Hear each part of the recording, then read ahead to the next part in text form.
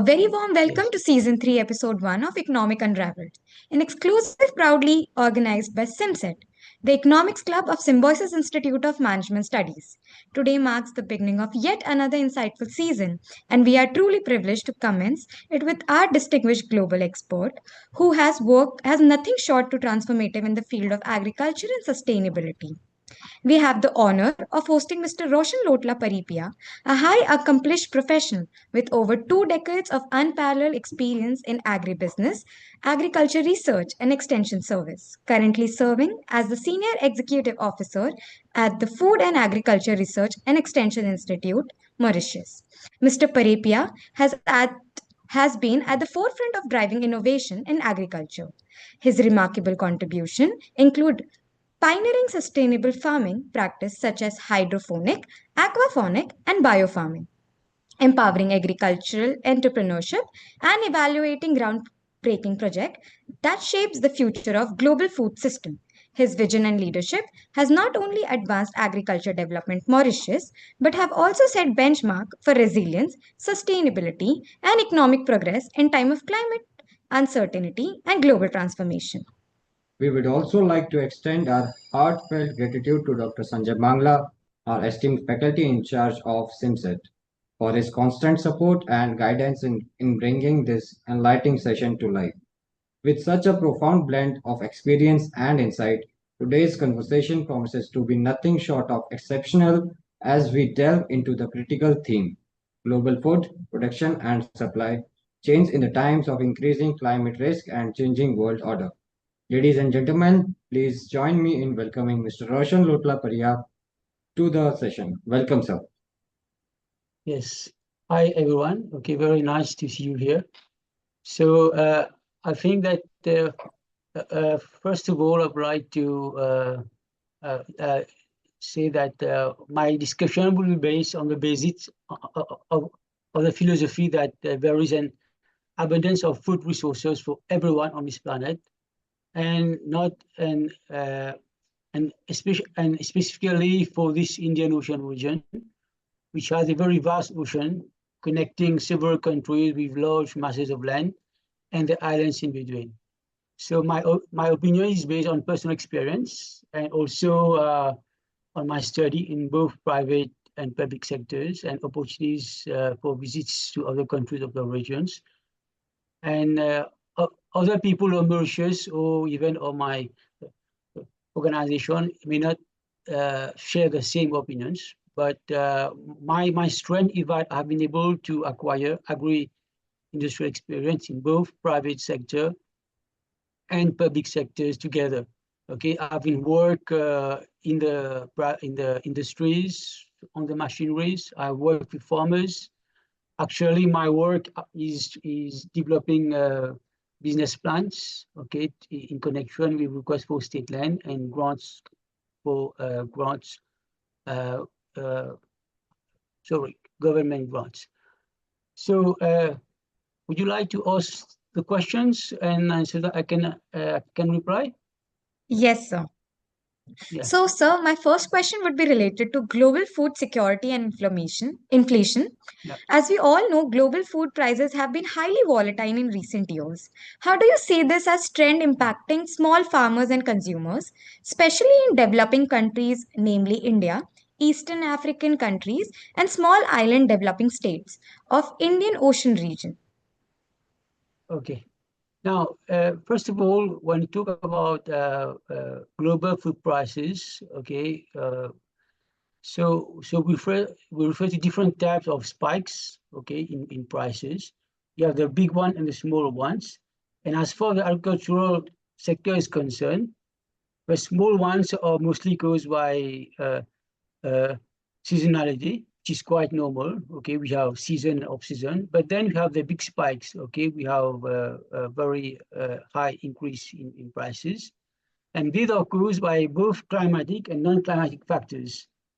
So climatic factors, which is our topic today, which is due to global warming leading to more frequent calamities, of both extremes like prolonged droughts and flash flooding affecting drastically crop yields.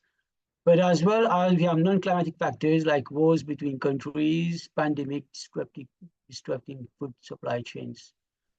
There are issues that leads to global food prices that impact on food prices, like uh, inadequacy in transport, warehousing, in assembly points, port infrastructure, lack of market intelligence, and trading opportunities between buyers and sellers.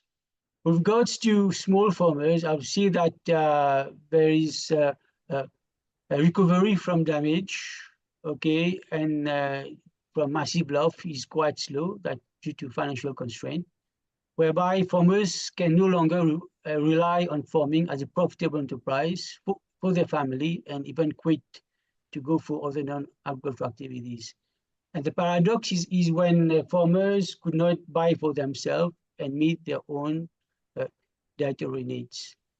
So with regard to consumers, there is uncertainty for consumers affecting their purchasing power and willpower that can affect their ability as well and leading to situation of food insecurity. So I feel that we are quite, what I found is that in our sector, the agro sector, is quite similar. Mauritius and India and even Africa, it is characterized by a large number of smallholders operating on 1 to 2 acres of land. Compare, for example, in Australia, where the average farm will be about some 300 to 400 acres of land, but about more than 50 to 60% of our producers are smallholders. And this is something that's quite similar, whether it is on Mauritius Island, in India, or even on the eastern coast of Africa. So that's it. I'd like to take from this part of that questions, and also any similarity and differences. So I mentioned about the similarities. The difference, of course, that on islands, so the land resources is quite scarce for the seeds, small island development states, which is not the case for India or even the African countries. And also the remoteness of the islands as well, that lead to high costs of inputs, high cost of labor and agricultural resources. Okay, So that's my fine follow-up from me. question would be, can you see any similarity and difference in their impacts? What policy interventions or innovations can help stabilize prices and protect vulnerable communities in the region? Yes, so I feel that we need to balance local production with regional trade, okay? We need to enhance local production for incentives to farmers against the different types of of, uh, of, of, of climatic factors like droughts and cyclones, etc. Financial incentives to develop resilient farming strategies, implementation of new technologies. And these go along with trying to facilitate trade flows between countries for regional agreements, forms for buying in the future markets through buying and selling contracts, and also needs to improve our structure regard to transportations and port infrastructure, and as well as making production and marketing information more accessible to producers and buyers through digital transformation. Okay, that's for me. So as we talked about climate change and sustainability, so my next question Yeah. would be related to that. And that will be Yes. climate change is affecting crop yield and food supply chain worldwide. What a sustainable Yes. farming system do you believe in that can help economies of India and ocean region balance profitability and environmental responsibility? Okay. Okay. The system, which is quite topical, both India, Mauritius, other islands, even in Africa. So we try to go for we like to go for uh, precision agriculture based on data capture on soil fertility, and also with factors affecting production as well as market data. So also we have natural farming system try to mitigate the negative impacts of chemical, okay, on soil fertility. Sustainable agriculture system whereby there is judicious use of chemicals, which is good for both consumer safety and also for for the farming activities. And organic agriculture, wherever possible, use of solar power farms to reduce costs of energy requirement for the farms.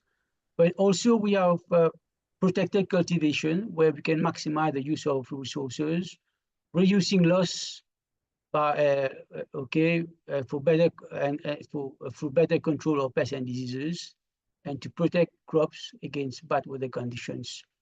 So these are the sustainable farming system. So when I talk about protected cultivation, there is hydroponics, aquaponics, and also we have sheltered farmings, which is quite a system which is in between the open field and also and the hydroponics, because it tries to mimic the open field. We grow in the soil, but it is protected by cover, and this is quite topical. And I find this in some farms in India as well as in Africa. Yeah. So my follow-up question here would be, in your experience, how receptive are farmers to adopt such systems, and what incentives can government provide in India, the Eastern African countries, and the SIDS?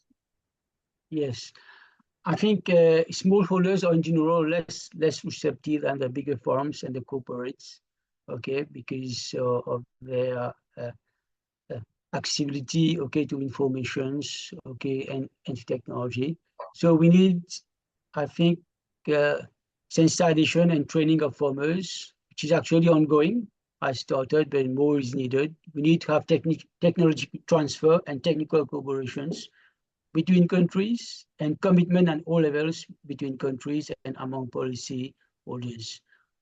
In line, we need to have fiscal incentives for grants, loan from development banks at concessionary rates, exemption from duties and taxes for the adoption of new equipments and new agricultural production systems. Yeah. So, sir, we all know how AI and technology is taking over everything. So, do you feel that technology and innovation is something that can take over the agriculture and farming process and everything?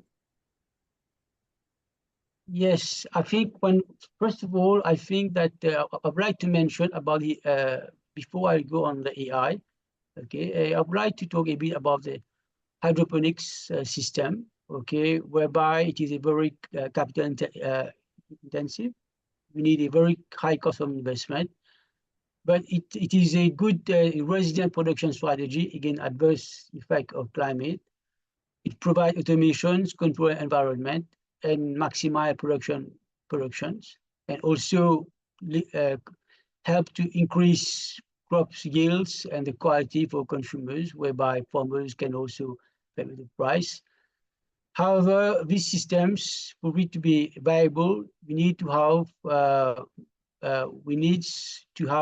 bigger market. So production using technologies will increase if there is increase in market size, whereby regional trades could be very important, because we need to have high value crops.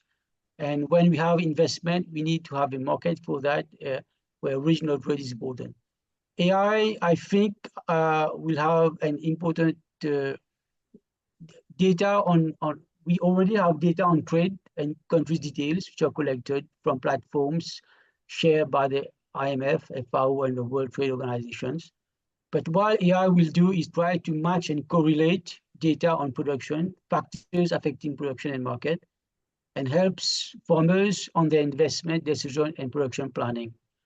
So we should, on the long run, encourage more countries of the region, especially African regions, or from the islands, to share the data on production. This will help to try to make that will help AI to work. So I have presented a paper on regards to try to work out a digital whole farm management tools that will help sustainable productions, okay, for farmers, whereby the system actually just try to correlate market data with production figures and try to present in a very user-friendly manner, okay, a platform where farmers can take decision. Okay. So, sir, you have worked on project involving hydroponic and aquaponic. How Yes. economically viable are these modern farming system compared to traditional agriculture for small and medium farmer of countries of Indian Ocean regions? Yes, just I just mentioned earlier. Okay, I think yeah. I just mentioned that due to these high cost of investment, so regard to this type of product system, we need to ensure that we need to have high value crops. Okay, not to have the return on investment, we have to make sure that the market is here. But not all crops can be grown there. So the open field will have to go in line. But the traditional production system has to go in line with the hydroponic system. Okay, because and these traditional produce, okay, actually when price are high, this is where they could be considered into the hydroponic system. Otherwise, we have the low value crop actually need to be carried out on the open field, and especially grown at places throughout the regions. Sometimes, the Australian are not so agreeable with the high hydroponic system. They feel that crops need to grow at where seasons, growing seasons are suitable.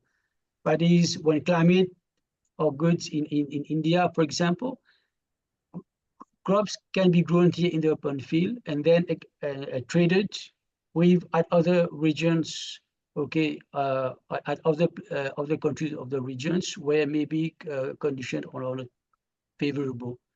So I think the hydroponics and the traditional open field has to go hand in hand.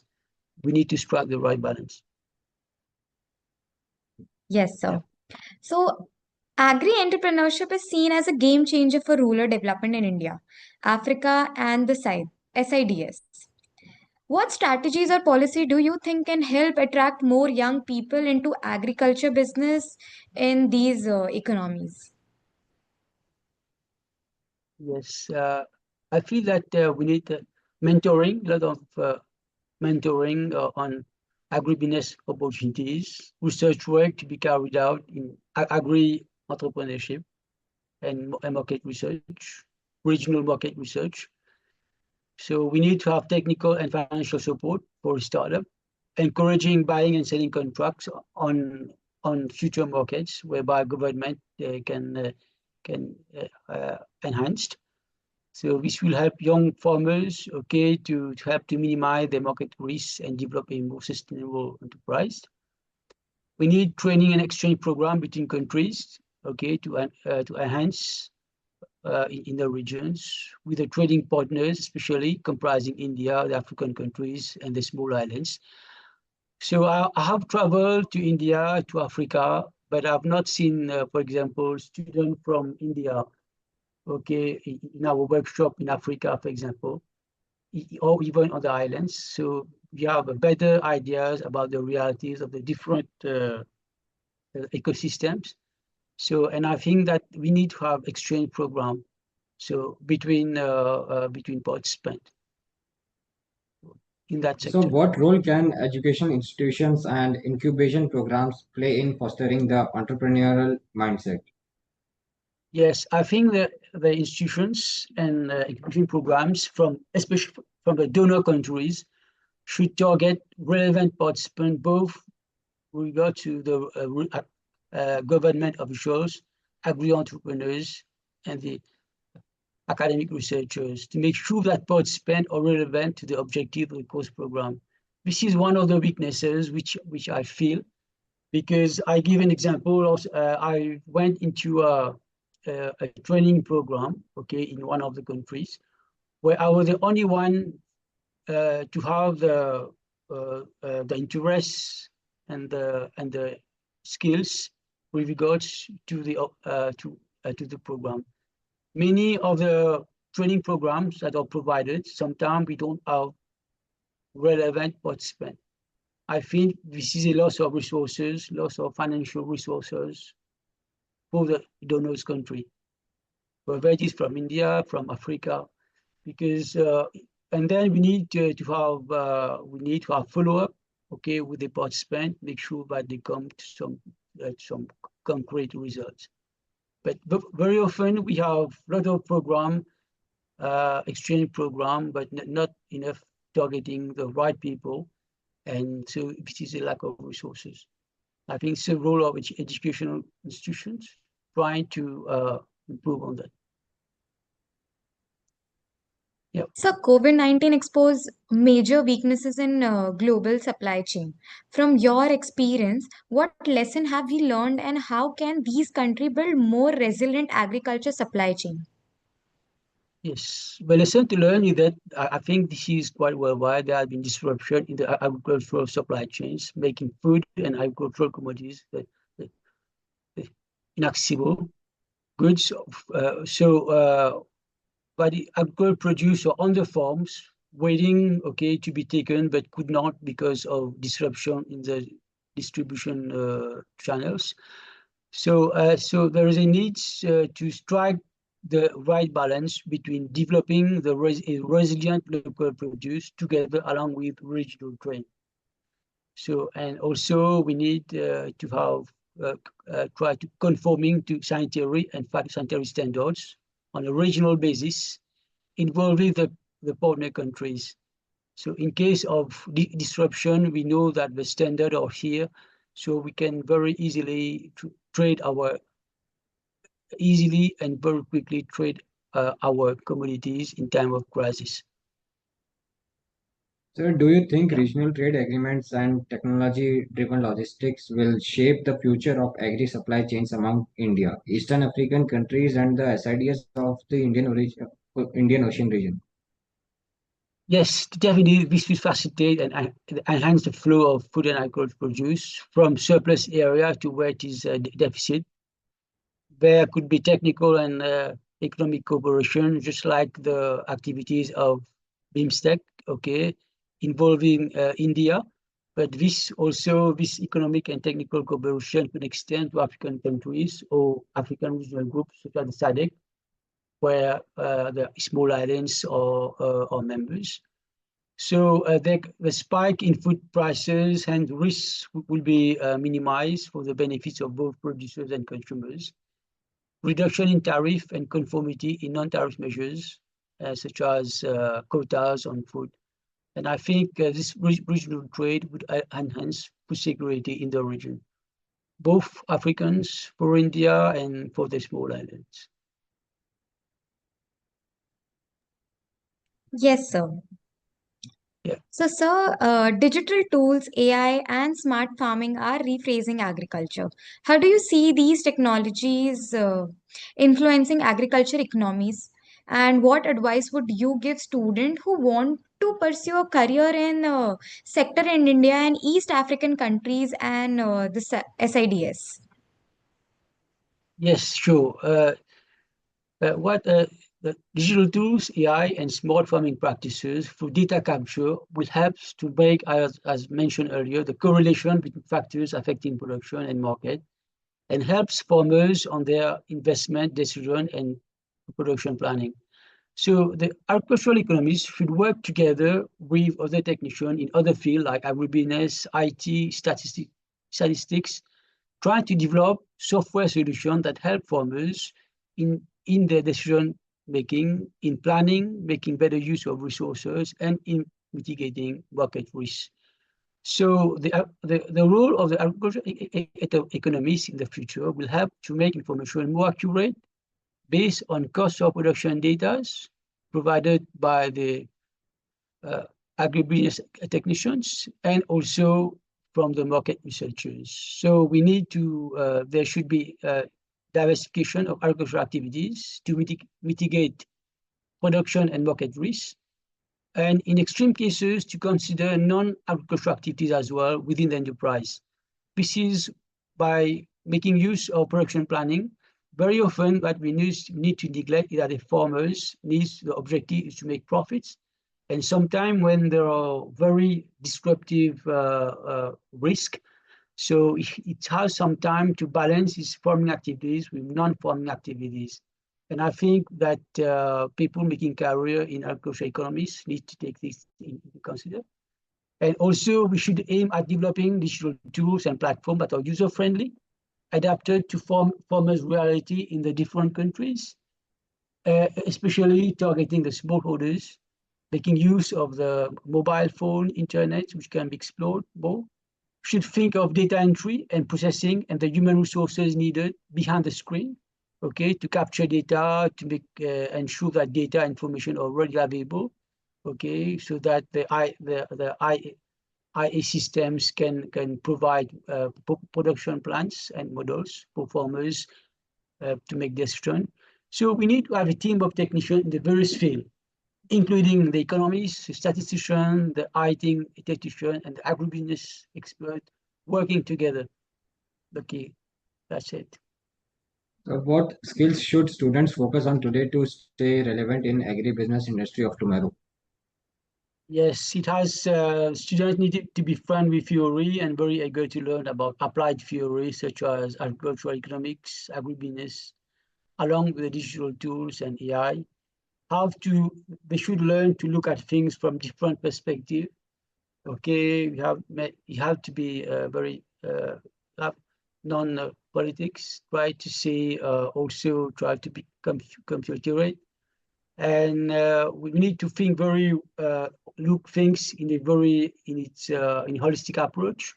Okay, systemic approach. Try to be very technical, scientific, and okay, that's it. Because sometimes when we look, when we go into the media, for example, we should be able to get information from different sources and then find the different, try to have a balanced views, get views from different countries, okay, and then from that.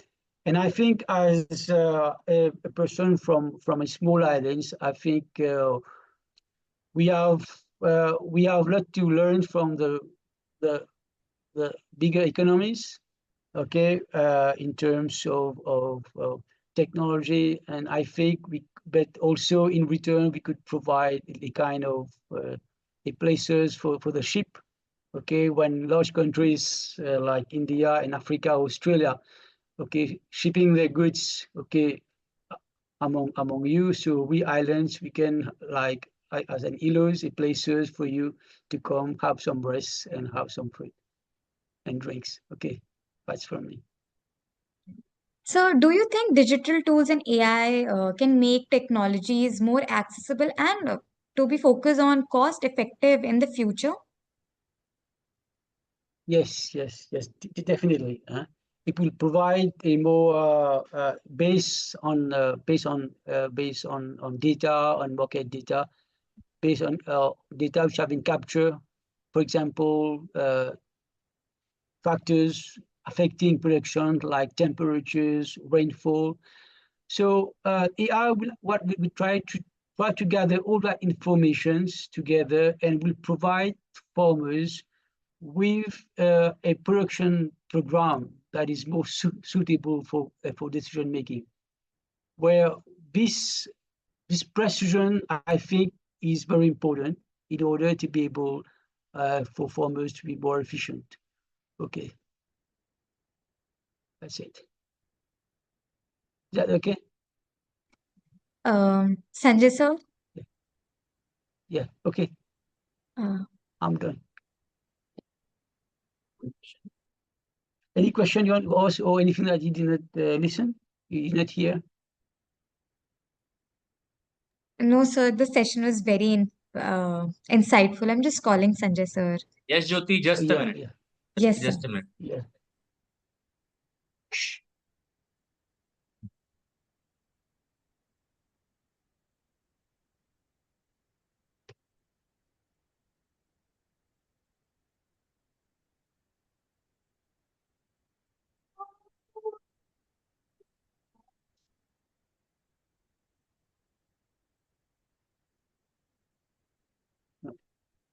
In the meantime, can I have any feedback from you? Any feedback? How do you Did you expect the answers, I think, which I gave? Yes, especially the part you told us about how people who are interested in getting into this field can stay relevant to this topic was very helpful. Okay. I would like to thank, I would like also to thank Dr. Sanjay as well, okay, for giving me this opportunity. Okay. Hi, So, Roshan. Really, thank you very much. yes, I would like to see this. So sometime we can have this we can get another topic. We can also, I would like to hear from you as well. And I would be very interested to get someone from another countries, other part of the globe, like even in Africa or from another island, sharing that views and see how we can find that views some similarities or differences in how we're expressing ourselves on these different topics. See, actually, if you remember well, we had discussion about this idea when we met first time in Ahmedabad, right? Yeah, And of course, the state of small island developing countries, and in some cases the large islands like at several places in Indonesia. So in terms of agriculture and food security, all of these nations are facing another kind of different challenges. okay. Though everywhere we are talking about climate change, that's fine. It is a problem across the globe. But the small countries, the small islands are more vulnerable to this problem. And Yeah, in this case, how they can ensure their food security is very, very important. And and for that matter, we had a discussion, quite a good discussion, that how foreign trade can help these countries to mitigate this problem and ensure their food security. Because you can't rely on completely agriculture, especially for okay. these small island developing nations, because Yeah, you never know what kind of rain you are going to have next year. And yeah, we currently also witnessing the same things in India here right now. So I think the role of global trade is actually very, very important in ensuring this food security for these small mhm, countries. Along with that, of course, they need to adopt modern technologies in their agricultural production. And okay. fisheries and seafood is also very, very important as to ensure the food security of these nations. But the Mhm, problem is that a lot of these countries are heavily reliant on export of these fisheries and other kind of seafood to other developed nations for their own survival. So so so it's actually an important issue of debate, that up to what extent they should make this as a balance where they ensure their own food security as well as earn sufficient foreign exchange to buy other manufactured items from the other part of the globe. So these set mhm, of countries are actually very, very different from rest of the world. And though across everywhere we are facing these issues in terms of two things. One is this changing global order, where we say we find the newer and newer unilateral tariffs, which is distorting mhm, the global trade. Of course, they have their own you can say points to justify those unilateral tariffs. So one side we have increasing changes in terms of the global trade order. Second, there are changes in the supply chain because of that. So there are more supply chain risk involved because of these unilateral global tariffs. And third, of course, the changes in climate change, what we are observing today. So these two, yeah, three things are very, very critical for many countries in Africa, small island developing countries in Pacific Ocean, and for that mhm, matter, several other countries in Asia and Latin America too, which is creating a large, kind of lot of threats for their mhm, future food security that they have to ensure for their growing population. So in this case, I think mhm, it's a global issue where in several discussions are happening at the multilateral level in WTO and UN also. But that will take a lot of time to reach any substantial conclusion. But by that time, the scene will change drastically. So it's an important topic. It's an important issue which drive the global business also, that how different countries are doing a large amount of business based on these agrarian products. Out of total 99 chapters of HS codes, 27 belong to agriculture and allied activities. So that is more than one fourth. So more than one fourth of total global, items or the tariff lines belong to the agriculture and allied activities, which itself uh, is an indication that how important this sector is for all stakeholders for the sustainable living on our planet. Anyway, I really thank you very much for your insights and talking to my students on this important issue. And probably from here, they can take some insights and important learnings, how the businesses are done and what we can contribute in this emerging issue, which is of importance to you, me, and my families and the governments and the whole world. So it was, I think, a nice interaction. And if any of our other student wants to have any query or question, so just feel free to sure. ask. Yes. Maybe I would like to have one of the students who can just share something about any visits that they have done or about their own personal experience about this sector. I would be very happy to hear someone from on the side of the globe sharing about the agricultural sector, okay, in your country or in some other countries. Yes, any of you would like to say something about this particular issue in terms of India or any places, other places that you have witnessed while traveling or while talking to somebody? Okay. Even in India, yeah, yes. Even in I India, yes. very interestingly, in Indian case, uh, a complete basket of goods which determine our inflation rate. 30% to 35% weightage is given to food items.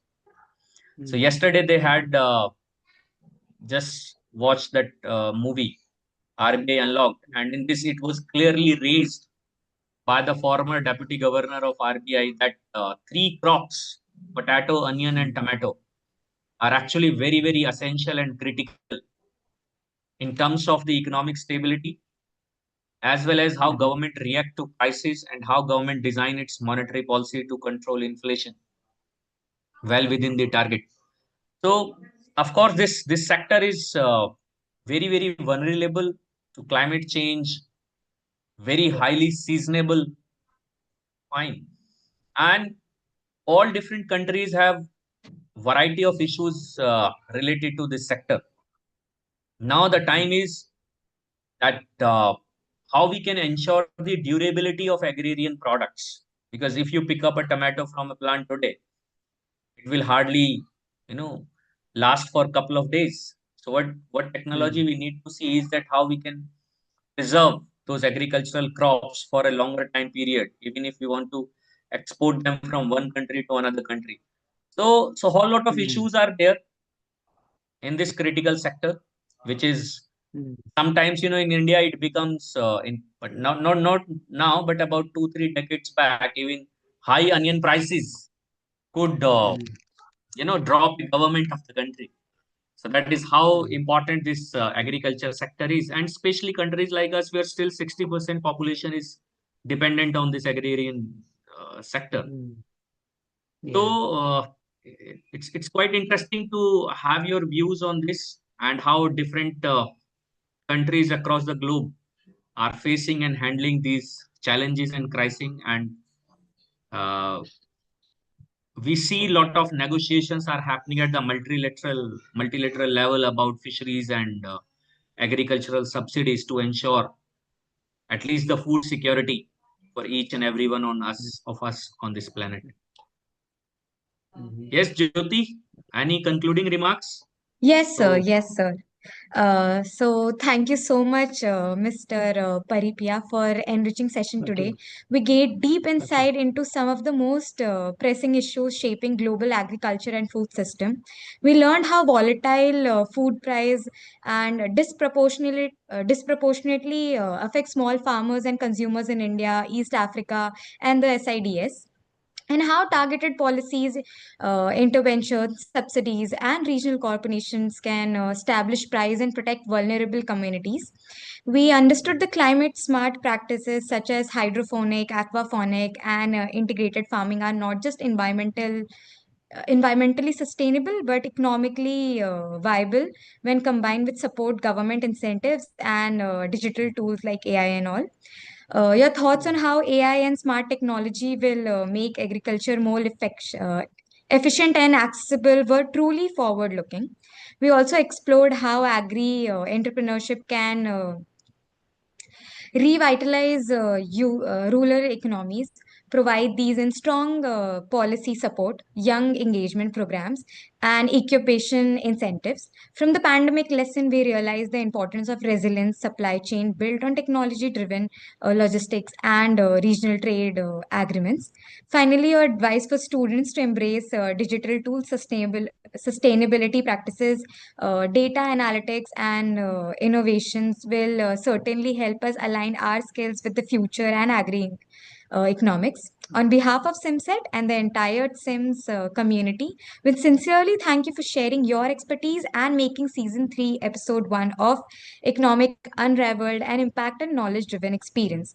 We also extend our gratitude to Dr. Sanjay Kumar Mangla, sir, for constant guidance and all participants for being into the session.